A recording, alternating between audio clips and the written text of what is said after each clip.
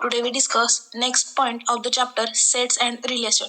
In previous videos, we study definition of sets, type of sets, operation on sets, and interval of sets. Now, in this video, we discuss the next point relation.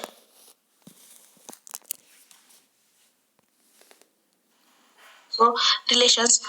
First definition is ordered pair.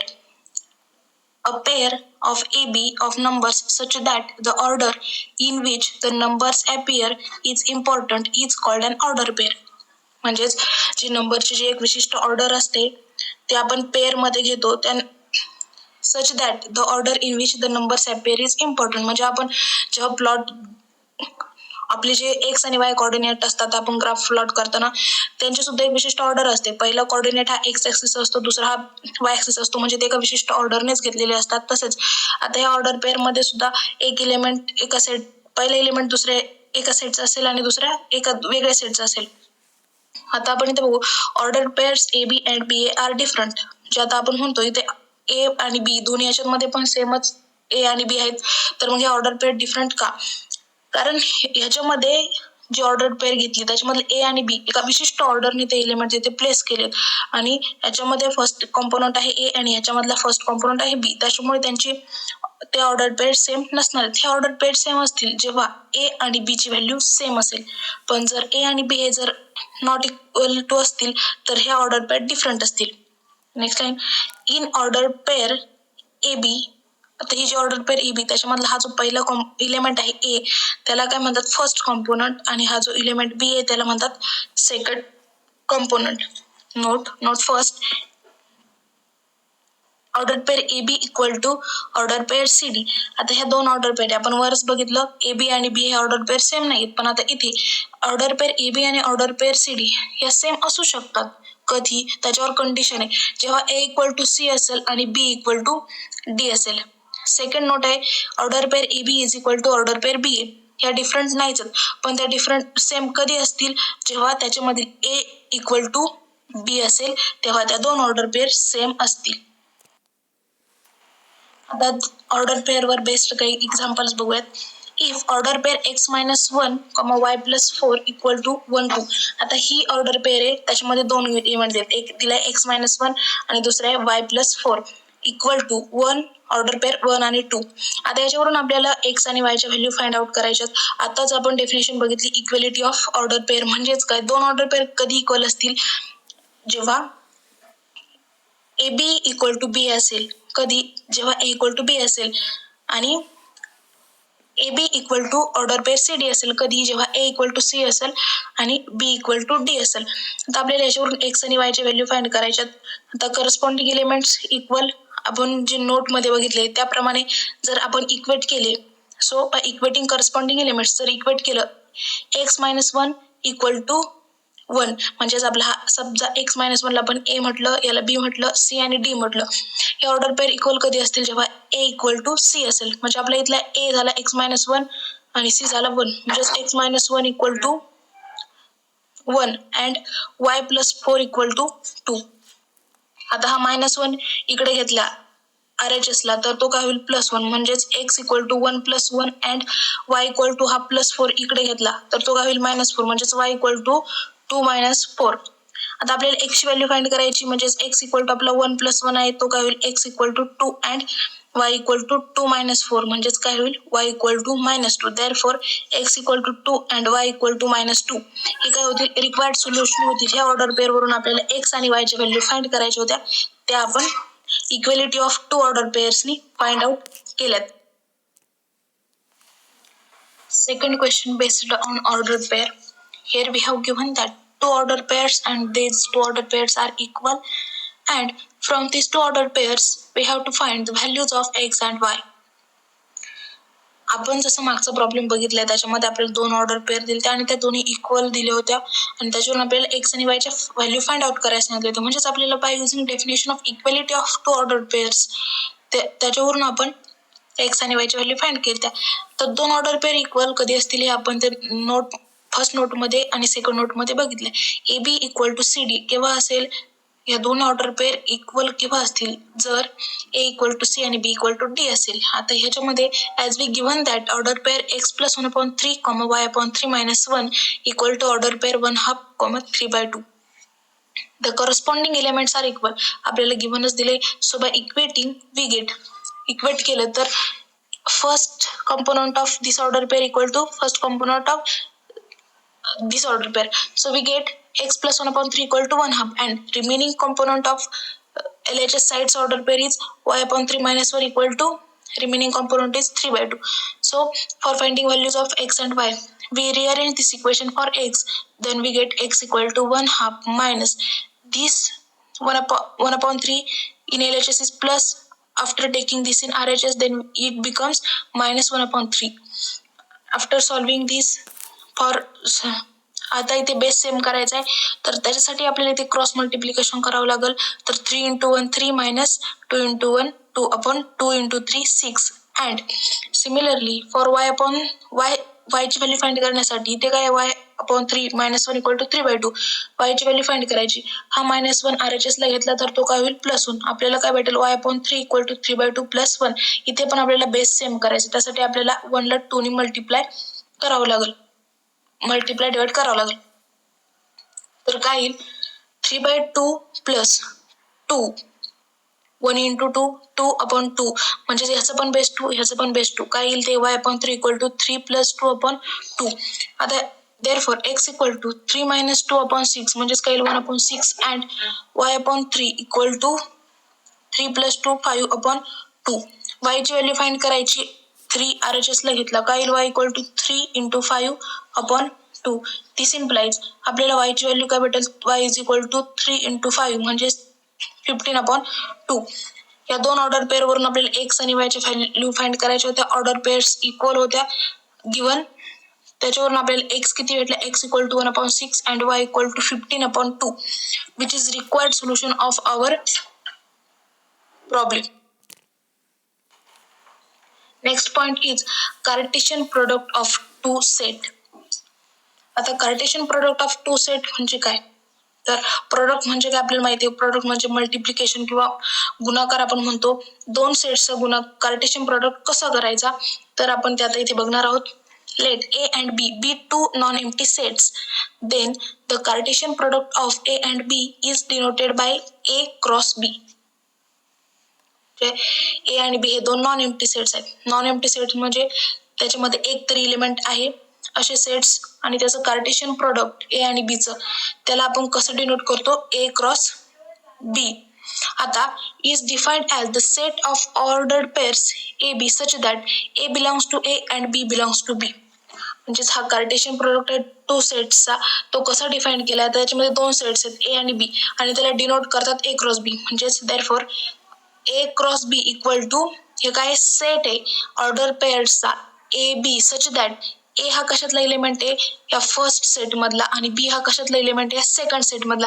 म्हणजेच Cartesian product of two sets, दोन सेटचा Cartesian product काय असतो, हा एक set असतो. कशाचा, तो एक ऑर्डर पेअरचा सेट असतो, आणि त्या ऑर्डर पेअर मधला पहिला एलिमेंट हा फर्स्ट सेटचा असतो आणि दुसरा एलिमेंट हा दुसऱ्या सेट मधला असतो. जसे की ते दिले, order A cross B equal to set order pair of A B such that A हा कशाचा एलिमेंट आहे, फर्स्ट सेटचा, आणि हा बी कशाचा एलिमेंट आहे, सेकंड सेटचा. आपण याच्यावर काही प्रॉब्लेम्स बघूयात. Question 1, find Cartesian product of two sets. आता इथे सेट दिलेत. आता समजा फर्स्ट प्रॉब्लेम आपला, if A equal to in set 1 2 आणि B equal to set A B C. म्हणजेच आपल्याला ए हा एक सेट दिलाय, त्याच्यामध्ये दोन एलिमेंट आहेत 1 आणि 2, आणि बी सेट दिलाय, त्याच्यामध्ये 3 एलिमेंट आहेत ए बी सी. आपल्याला कार्टेशियन प्रोडक्ट काढायचंय. कार्टेशियन प्रोडक्ट म्हणजेच काय, आपण प्रोडक्ट करतो तेव्हा आपण समजा 2 into 3 आपला प्रोडक्ट आहे, तर आपण 2 into 3 डायरेक्ट लिहितो. पण कार्टेशियन प्रोडक्ट घेताना आपण प्रत्येक सेट मधल्या कंपोनंट वाईज मल्टिप्लिकेशन करतो. तो काय असतो आपला Cartesian product, component wise multiplication. आता इथे ए इक्वल टू 1 2 आणि B equal to set A B C. आता A cross B equal to, आपण Cartesian product A cross B नी, म्हणजे आपल्या इथे सेट जे काही दिले असतील ते आपल्याला ए आणि बी सेट दिले, म्हणजे असं कार्टेशियन प्रोडक्ट काही A cross B equal to order pair. Order pair म्हणजेच ए हा कशाचा एलिमेंट एथला आणि बी हा कशातला एलिमेंट बीतला. आता इथे ऑर्डर पेअर घेतलेत, हा सेट घेतला ऑर्डर पेअर. आता एतले एलिमेंट काय आहेत 1 आणि 2 आणि बीतले काय आहेत ए बी सी. म्हणजे आता आपल्याला कार्टेशियन प्रोडक्ट घ्यायचे म्हणजे एच्या ह्या फर्स्ट एलिमेंटनी बीतले ह्या तिन्ही एलिमेंटची मल्टिप्लिकेशन म्हणजेच कंपोनंट वाईज मल्टिप्लिकेशन करायचं. म्हणजे त्याच्यामध्ये ऑर्डर पेअर कसे येतील, तर समजा हा फर्स्ट आहे, फर्स्ट ऑर्डर पेअर, त्याच्यामध्ये फर्स्ट एलिमेंट हा एचा कॉमा सेकंड एलिमेंट हा बीचा, बरोबर. Next order pair first element हा एचा, सेकंड एलिमेंट बीचा, म्हणजेच हा बी. कंपोनंट वाईज ह्या प्रत्येक एलिमेंटची कंपोनंट वाईज मल्टिप्लिकेशन किंवा आपण त्याला ऑर्डर पेअर म्हणूयात. म्हणजेच 1A 1B 1C म्हणजे ह्या 1शी या प्रत्येकाची आपण पेअर करून घेणार. आता हे काय झाले आपले order pair 1A 1B 1C. Second element काय आहे एचा 2 म्हणजे आता नेक्स्ट ऑर्डर पेअर काय येणार आपली 2A 2B आणि 2C. म्हणजेच A क्रॉस B असा सेट, त्याच्यामध्ये ए आणि बीतल्या प्रत्येक एलिमेंटची कॉम्पोनंट वाईज मल्टिप्लिकेशन आणि तो सेट असतो आपला ऑर्डर पेअरचा सेट. त्याच्यामधला पहिला एलिमेंट फर्स्ट सेटचा आणि दुसरा एलिमेंट सेकंड सेटचा. हे अशा आपण ऑर्डर पेअर फाइंड करू शकतो. म्हणजे आता ह्याच्यामध्ये फर्स्टचे ए सेटचे 2 एलिमेंट आहेत 1 आणि 2, पण ह्या 1 आणि 2 नी या बी मधल्या तिन्ही एलिमेंट्सची ऑर्डर पेअर बनवली. म्हणजेच 1A 1B 1C 2A 2B 2C. Okay. Second question बघा, इफ A इक्वल टू 5 और B इक्वल टू 5. आता A 5 असेल B 5 असेल. 5 म्हणजेच काय, त्या सेटमध्ये एक एलिमेंट नाही, तो सेट कसा एम्प्टी सेट असेल. तर त्यांचं क्रॉस कार्टेशियन प्रोडक्ट कसा येईल, सेट एम्प्टी आहे, एखाद्या सेटमध्ये एक एलिमेंट नाही, तर त्यांचा क्रॉस प्रोडक्ट कार्टेशियन प्रोडक्ट काय येईल, तर तो पण काय येईल 5 येईल. सेकंड क्वेश्चन बघा, if A equal to A set A B C and B equal to set x y, then find Cartesian product of A B म्हणजेच A क्रॉस B आणि B क्रॉस A. आता आपल्याला find करायचे. तर solution बघा, by definition of Cartesian product of two set. Cartesian प्रोडक्टची definition काय आहे, A cross B equal to set of ordered pair AB such that A belongs to A and B belongs to B. We can find A cross B and B cross A from given two finite sets as. आता आपल्याला इथे 2 finite set दिलेत. Finite set म्हणजे त्याच्यामध्ये limited elements जे आपण count करू शकतो. म्हणजेच फायनाइट आहे तो सेट. पहिल्या सेटमध्ये 3 एलिमेंट्स आहेत, दुसऱ्या सेटमध्ये 2 एलिमेंट्स आहेत. आपल्याला दिले A equal to ABC set ABC आणि B equal to set XY. आता आपल्याला A क्रॉस B फाइंड करायचं. जसे की आपण बघितलं A क्रॉस B फाइंड करताना ए सेट मधले जितके एलिमेंट आहेत त्यांचं सगळ्यांचे ऑर्डर पेअर म्हणजेच एतला फर्स्ट एलिमेंट ऑर्डर पेअर मधला फर्स्ट एलिमेंट जो आहे तो ए सेट मधला, सेकंड एलिमेंट जो असेल तो बी सेट मधला. आता हा एक्स झाला, ए ची परत कशाची पेअर घेणार आपण वाय, म्हणजेच ए क्रॉस बी कसा येणार ए एक्स ऑर्डर पेअर ए एक्स. सेकंड ऑर्डर पेअर काय येणार ए वाय, बरोबर.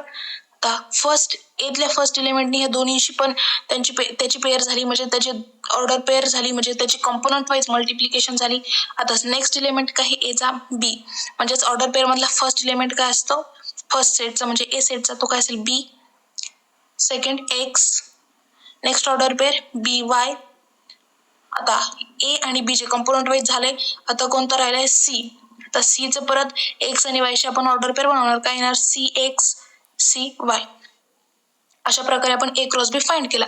आता तसंच आपल्याला बी क्रॉस ए फाइंड करायचंय. म्हणजे आता ए क्रॉस बी फाइंड करताना पहिला एलिमेंट हा ए सेटचा होता आणि दुसरा एलिमेंट बी सेटचा घेतला होता आपण ऑर्डर पेअर फॉर्म करताना.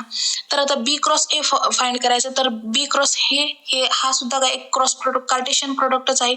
आणि कार्टेशियन प्रोडक्ट हा असाच सेट असतो की ज्याच्यामध्ये ऑर्डर पेअर असते आणि त्या ऑर्डर पेअर मधला पहिला एलिमेंट हा क्रॉस प्रोडक्टच्या पहिल्या सेटचा आणि दुसरा एलिमेंट हा दुसऱ्या सेटचा.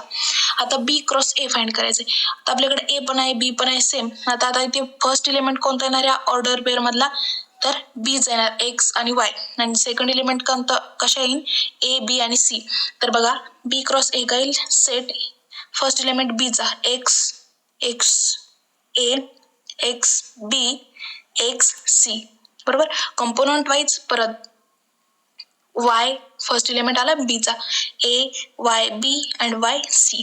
म्हणजे अशा प्रकारे आपण ए क्रॉस बी किंवा बी क्रॉस ए फाइंड करू शकतो. फक्त एवढंच लक्षात ठेवायचं की ज्या ऑर्डर पेअर मधले पहिला एलिमेंट हा पहिल्या सेटचा आणि दुसरा एलिमेंट हा दुसऱ्या सेटचाच असला पाहिजे आणि त्याची जी क्रॉस प्रॉडक्ट कार्टेशियन प्रॉडक्ट घेतोय आपण तो कसा असला पाहिजे, कंपोनंट वाईज असला पाहिजे. Which is required solution of our problem. Next note, A and B be any two finite sets with number of A equal to m and number of B equal to n. Then number of elements in the Cartesian product of two finite sets A and B is given by number of A cross B equal to mn. आता A आणि B हे आपले finite sets आहेत. दोन finite set म्हणजे काय, त्याच्यामध्ये काहीतरी लिमिटेड 1 ते 3 किंवा 1 ते 10 1 ते 100 म्हणजे असे एलिमेंट असतील की जे आपण काउंट करू शकतो, फायनाईट असतील. आणि जर एन ऑफ ए म्हणजे काय, नंबर ऑफ ए म्हणजेच ए सेट मधले किती इलेमेंट आहेत ते किती दिलेत आपल्याला एम, आणि बी सेट मध्ये किती इलेमेंट म्हणजेच number of B equal to N.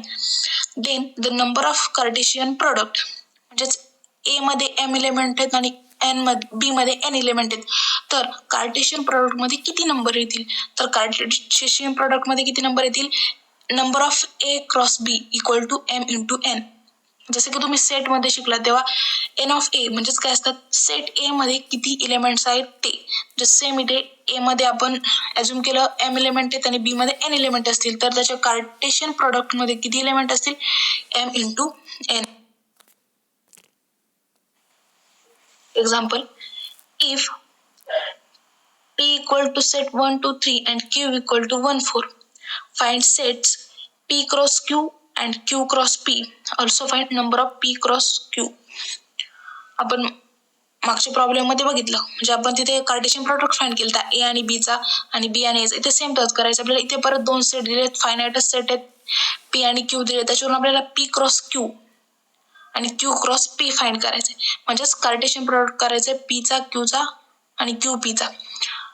तर गिव्हन दिले, given that P equal to set 1, 2, 3 and Q equal to 1, 4. Now to find P cross Q and Q cross P, we use definition of Cartesian product. Definition बघितले आपण Cartesian प्रोडक्टची. तो finite set आहे, त्यांचा Cartesian product denote करतात ए cross B नी, आणि तो काय असतो, A cross B equal to set of ordered pairs A B such that A belongs to A and B belongs to B. आता इथे पी दिलाय, क्यू दिलाय, पी क्रॉस क्यू काढायचा आहे.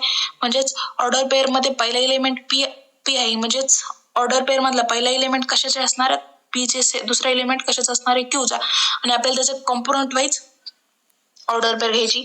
तर काय येईल, P cross Q equal to set notation 1, 1, 1, 4. Next 2, 1, 2, 4, 3, 1, 3, 4.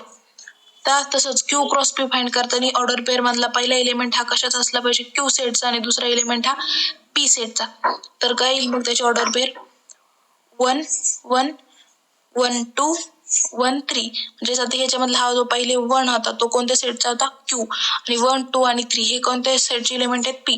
Next Q set मध्ये दोनच एलिमेंट आहेत, तर मग पुढची ऑर्डर पेअर कशी येईल, 4, 1, 4, 2 आणि 4, 3. आता आपल्याला काय फाइंड करायचं, number of P cross Q. म्हणजे आपला जो कार्टेशियन प्रोडक्ट आहे पी क्रॉस क्यू, त्याच्यामध्ये किती एलिमेंट्स आले ते आपल्याला फाइंड करायचे.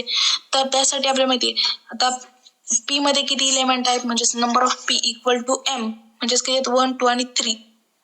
तसंच नंबर ऑफ क्यू म्हणजे क्यू सेट मध्ये किती एलिमेंट आहेत, 2, म्हणजेच N of Q equal to N is 2. आता आपल्याला कार्टेशियन प्रोडक्ट मधले नंबर फाइंड करायचे आहेत. Number of P cross Q equal to M into N. आपण जशी नोट बघितली त्या नोट वरून, देअरफॉर एम किती आहे, 3 इंटू 2 म्हणजे 6.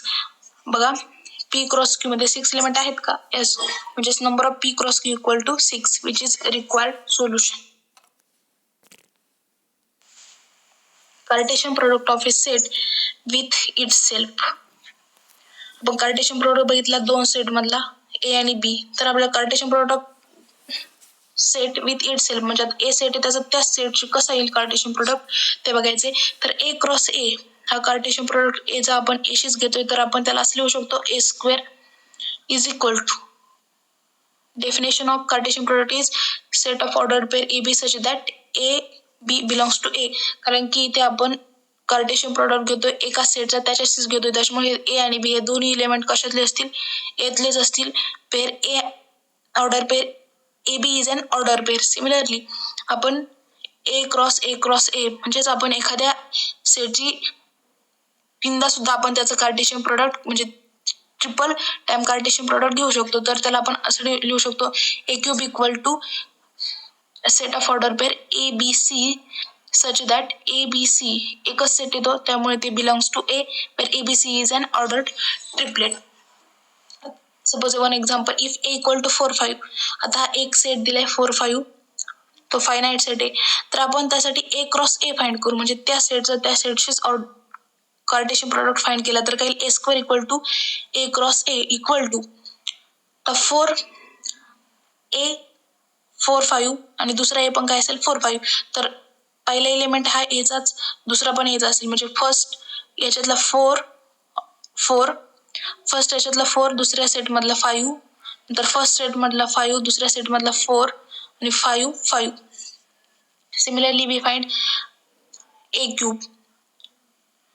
Then note, if number of a equal to m, then number of a cross a. जर ए मध्ये एम एलिमेंट असतील तर त्याच्या ऑर्डर ट्रिपलेटमध्ये म्हणजेच जे आपण ए क्यूब फाइंड केला त्याच्यामध्ये किती एलिमेंट असतील, M cube. That is number of A cube equal to N A cube. In general जर आपण त्याचा आर टाइम्स आपण त्याचं कार्टेशियन प्रोडक्ट फाइंड केला तर त्याच्यामध्ये किती एलिमेंट्स असतील, N A raise to R. Question 1. Let A equal to set 1, 2, 3, 4 and B equal to set 4, 5, 6. C equal to set 5, 6. 3 set दिलेत A, B आणि C. A मध्ये एलिमेंट आहेत 1, 2, 3 आणि 4. B मध्ये आहेत 4, 5, 6 आणि C मध्ये आहेत 5, 6.